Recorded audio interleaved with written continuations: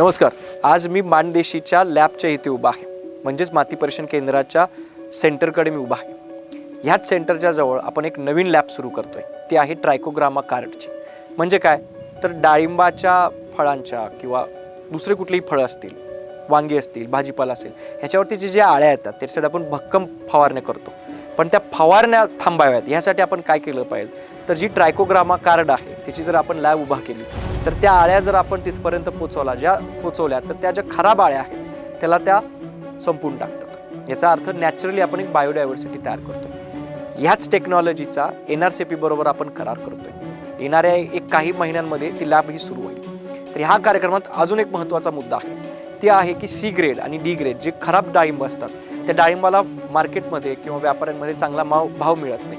त्या भाव मिळत नसल्यामुळे शेतकऱ्यांना कमी पैसे मिळतात. त्यासाठीच उपाय म्हणून आपण काय केलं आहे तर अनादानाची टेक्नॉलॉजी आपण डाळिंब संशोधन केंद्राबरोबर आपण MOU साईन करून घेतो. ती ह्यासाठी की खराब झालेल्या डाळिंबापासून आपण व्हॅल्यू ॲडिशन करू शकतो, एक नवीन ब्लॉकचेन आपण तयार करू शकतो, साखळींचं मूल्य आपण तयार करू शकतो आणि तीच चांगली टेक्नॉलॉजी वापरून आपण डाळिंबासाठी चांगला दर देऊ शकतो किंवा दुसऱ्या कुठल्याही फळांसाठी आपण चांगला दर देऊ शकतो. आता हे 2 MOU आपण साईन करतो. पण त्याच्यापेक्षा महत्त्वाचं अजून काय आहे तर महिला शेतकरी आहेत. ज्या महिला शेतकऱ्यांनी शून्यातून उभा केलेलं काम आहे, हे डाळिंबाचे असतील, द्राक्षाचे असतील, ह्या महिला शेतकऱ्यांना आपण पुरस्कारही देतोय. त्या अत्यंत उत्तम शेतकरी महिला आहेत. त्या शेतकऱ्यांचं मनोगत आपल्याला ऐकायचं. त्याचबरोबर शेतकरी रत्न पुरस्कार एक नवीन संकल्पना आपण आणली आहे.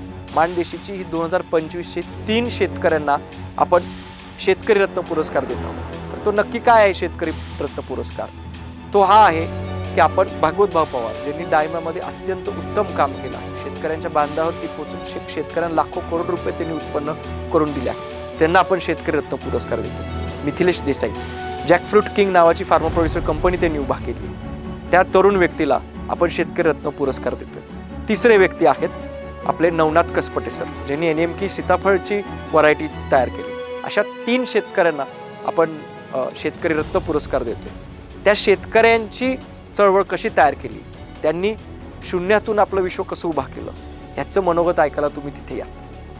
तिसरं आणि मला वाटतं खूप महत्त्वाचा विषय आहे, आपण प्रत्येक वेळेस बातम्यांमध्ये ऐकतो की भारताचा, अमेरिकेचा हा GDP आहे, चीनचा एवढा GDP आहे, एखाद्या राज्याचा किती GDP असो त्याच्यावरती अत्यंत वेगवेगळ्या पद्धतीने आपल्याला माहिती मिळते. ते AI वरतीही माहिती मिळते. पण एका गावामध्ये किती डाळिंब आहेत, एका गावामध्ये किती आंबा तयार झाला आहे, द्राक्ष तयार झाली आहेत, सीताफळ तयार झाली आहेत, ऊस असेल, तुमचं आलं असेल, तुती असेल, अशा वेगवेगळ्या गावांना पण आपण पुरस्कार देतोय. त्या गावाने, त्या ग्रामपंचायतीने काहीतरी कष्ट घेतले असतील, त्या ग्रामपंचायतांना आपण एखाद्या फळाचं गाव म्हणून आपण त्यांना नामांकित करत आहोत. याचा अर्थ काय तर काही गाव आहे ती द्राक्षाची गाव आहे ज्यांची 50%च्या वरची द्राक्षाची, डाळिंबाची किंवा वेगवेगळ्या फळांची आणि भाजीपाल्यांची जी त्यांनी उत्पन्न घेतलंय किंवा ती जमीन त्या डाळिंबाच्या खाली आली असेल, कुठल्या वेगवेगळ्या फळांच्या खाली आली असेल, तर त्या गावांना आपण वेगवेगळे पुरस्कार देत आहोत. याने काय होईल तर तिथले काम करणारे तरुण आहेत, शेतकरी आहेत, महिला आहेत, यांना आपण महत्त्व देण्याचं काम करतोय.